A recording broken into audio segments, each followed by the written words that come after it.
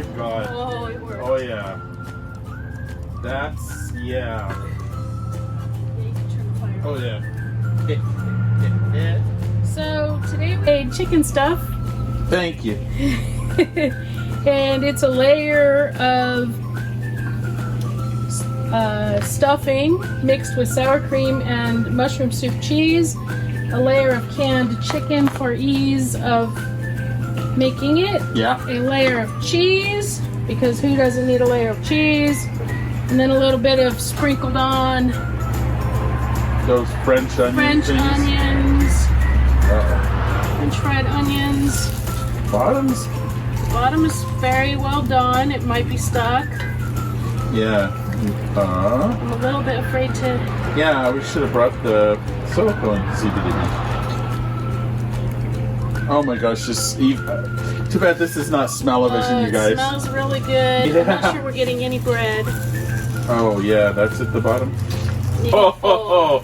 By the way, this thing, It's a little cooked. But yeah, this thing is pretty impressive. I'm happy with this little fire thing. What's your? Here, let's try this. We may actually work with our friend who's the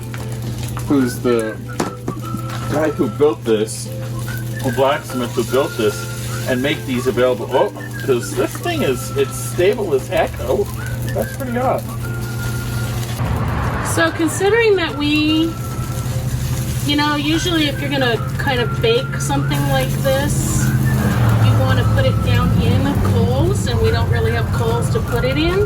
Right. I think that it's pretty successful. Yeah. Considering. Yeah. Know what you're doing. Yeah, I'm pretty happy with this, and more and more campgrounds are restricting wood fires, or any fire you can't just shut off. So that's why we wanted to do this series. Oh, thank you. That's why we wanted to do this series with our propane fire pit here at Camp Boredom. And so far, I haven't lost any weight.